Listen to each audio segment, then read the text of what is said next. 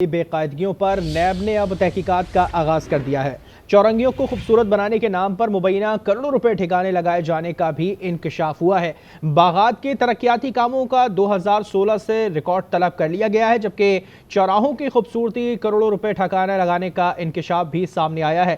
NAB حکام کا D G parks کو خط لکھا گیا اور تفصیلات جمع کرانے کی ہدایت کی گئی ہے۔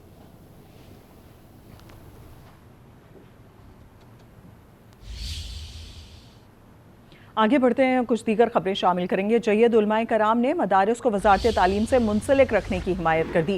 علامہ طاہر اشرفی نے واضح کیا کہ قوت سب کے پاس ہے مگر ٹکراؤ نہیں چاہتے۔ عبدالخبیر آزاد، major general retire Ghulam Qamar, سید جواد نقوی نے کہا کہ مدارس پر سمجھوتہ نہیں کر سکتے، حکومت دباؤ میں آ کر نظام تبدیل نہ کرے۔ مدرسہ چلانے والوں کی اولادیں ہیں، مدارس پر سمجھوتا نہیں کر سکتے، علامہ طاہر اشرفی نے واضح کر دیا۔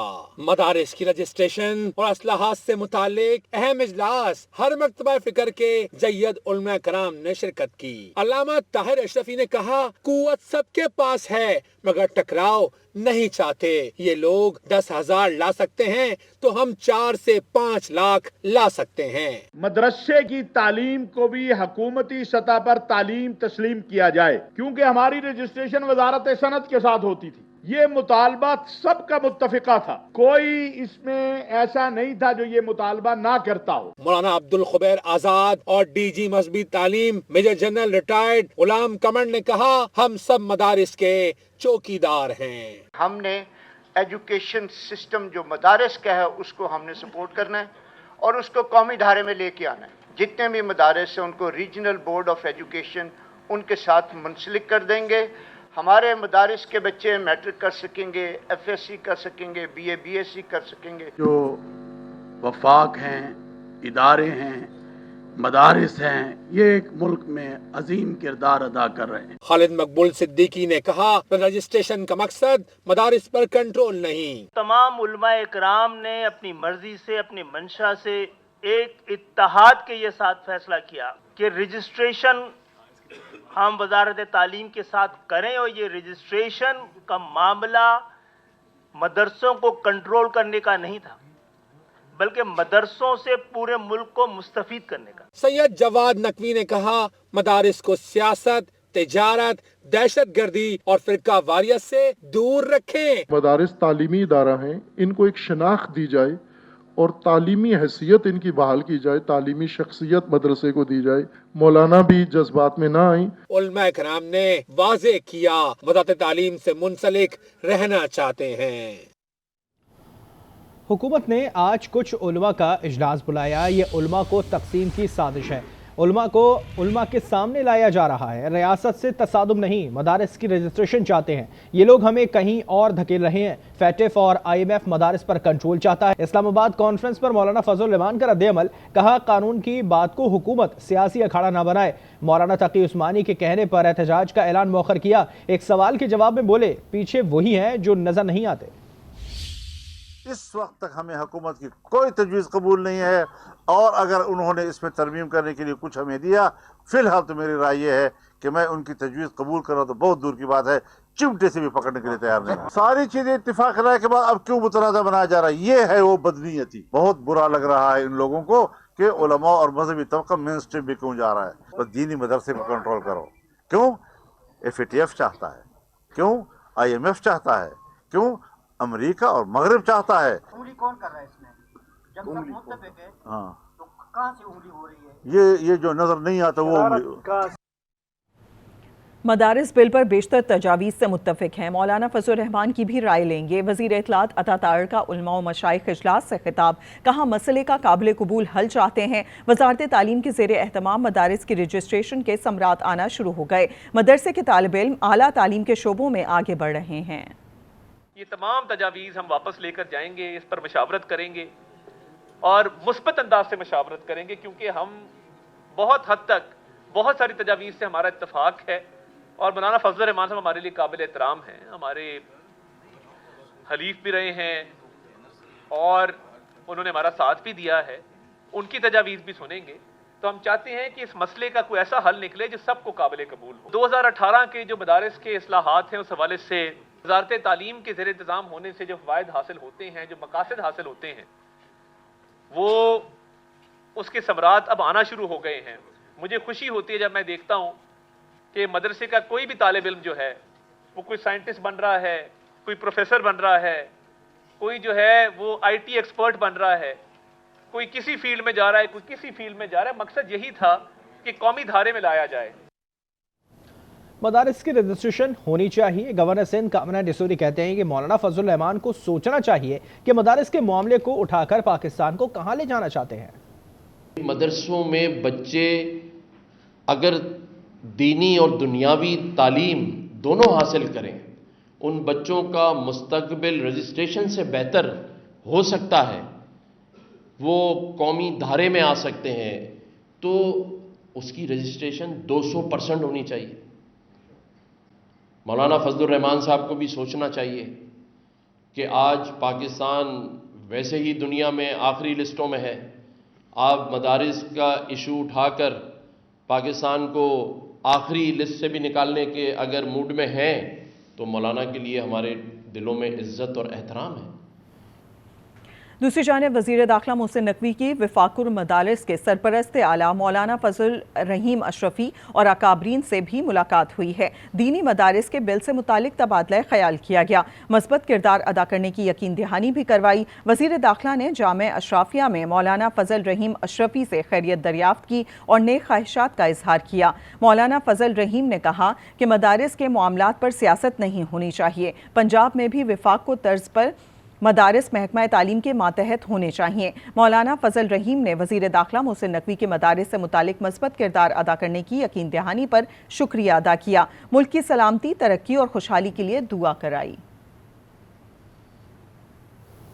دوسری جانب سول نافرمانی کی تحریک فائنل نہیں ہوئی، بانی سے ملاقات میں چیزیں فائنل ہوں گی۔ وزیر اعلیٰ خیبر پختونخوا یمین گنڈاپور کی میڈیا سے گفتگو، کہا پی ٹی آئی پر پابندی لگانے والوں کی باتیں کرنے والے اپنی اوقات میں رہیں۔ باتیں ہو رہی ہے کہ بانی پی ٹی آئی کو خیبر پختونخوا منتقل کیا جا رہا ہے، ہماری تو خواہش ہے اس پہ انشاءاللہ، اور دیکھتے ہیں ابھی اس کے اوپر ہمارا وہ چل رہا ہے، اور ہماری پوری کوشش ہے کہ منتقل کے بجائے انشاءاللہ ان کی رہائی بہت جلدی ہو جائے گی انشاءاللہ۔ وفاقی حکومت کہہ رہی ہے کہ پی ٹی آئی پر پابندی ہونی چاہیے کیونکہ انتشار کی پارٹی ہے، کیا سمجھتے ہیں؟ کون کہہ رہی ہے؟ وفاقی حکومت اور ان کے رہنما جو ہیں۔ اسے کہو اپنی اوقات میں رہو، اپنی مینڈیٹ چوری کر کے بیٹھے ہو، جو اوقات ہے اس پہ رہو۔ اوقات سے جب بندہ باہر نکلتا ہے نہ چادر ذرا پاؤں پھیلاتا ہے تو نہ چادر رہتی ہے نہ پاؤں رہتے ہیں۔ بانی پی ٹی آئی کا ٹارگٹ ادارے نہیں صرف پاکستان ہے، وہ ملک کو نقصان پہنچانا چاہتے ہیں۔ شرجیل میمن کی تنقید، کہا بانی پی ٹی آئی نے آج تک جو حرکت کی وہ ان کی اپنی خواہش نہیں، ان کو کہیں سے نوٹس آتے ہیں۔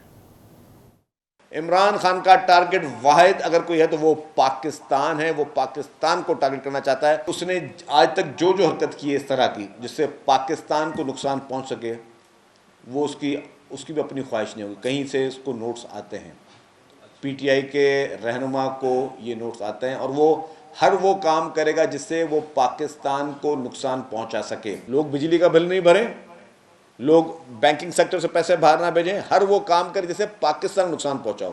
سب مل کر کام کریں، سب پورے پاکستان کو ساتھ لے کر چلیں۔ خبروں کا سلسلہ جاری ہے، یہ وقت ہے ایک بریک۔ آج کے ساتھ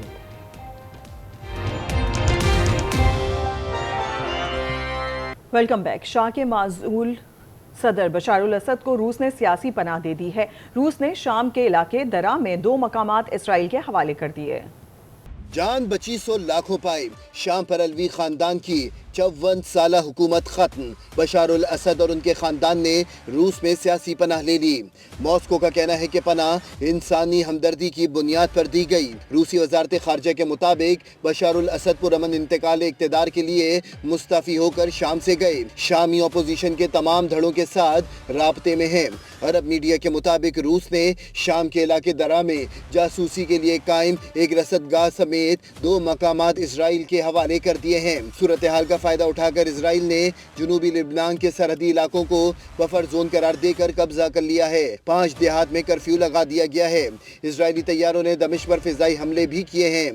दमिश्क में असलहा डिपो को उड़ा दिया गया। इजरायली वजीर आजम नेतन्याहू ने शाम के सदर बशारुल असद की हुकूमत के खात्मे को ईरान और हिजबुल्लाह के खिलाफ इजरायली कार्रवाइयों का नतीजा करार दे दिया। कहा इसराइल किसी दुश्मन फोर्स को अपनी सरहदों पर पनपने नहीं देगा। शाम में बशारुल असद की हुकूमत का खात्मा गजा यरगमाली रिहाई मुआहदे में मददगार हो सकता है। वज़ीर आज़म शहबाज शरीफ ने शाम में मौजूद पाकिस्तानियों के महफूज इनखला के लिए इक़दामात की हिदायत कर दी। वज़ीर आज़म की ज़ेरे सदारत इजलास में शाम की सूरत हाल और पाकिस्तानियों को दरपेश मुश्किलात का जायज़ा लिया गया। वज़ीर आज़म ने दमिश्क में पाकिस्तानी सफारत खानों को मालूमाती डेस्क और पाकिस्तानियों से राब्ते के लिए हेल्पलाइन कायम करने की भी हिदायत की। उन्होंने कहा कि सूरत हाल बेहतर होने तक दफ्तर खारजा का क्राइसिस मैनेजमेंट यूनिट और शाम और इसके हमसाया ममालिक में पाकिस्तानी सफारत खानों में मालूमाती डेस्क 24 घंटे फाल रखी जाए। वक्त एक ब्रेक का, देखते रहिए आज न्यूज़।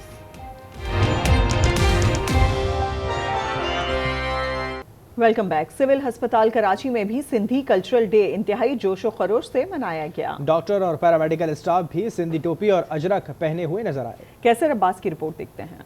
कराची के सिविल अस्पताल में सिंध कल्चर का एहतमाम किया गया। डॉक्टर और पैरामेडिकल ने अजरक और सिंधी टोपी पहनकर सिंध से वालिहाना मोहब्बत का इजहार किया। वज़ीर आला के मावन खुसूसी वकार मेहदी ने कहा, सिंध की 5000 साल पुरानी सकाफत मोहब्बत का पैगाम है। ऐसे कल्चर की मिसाल किसी और कल्चर में नहीं मिलती है।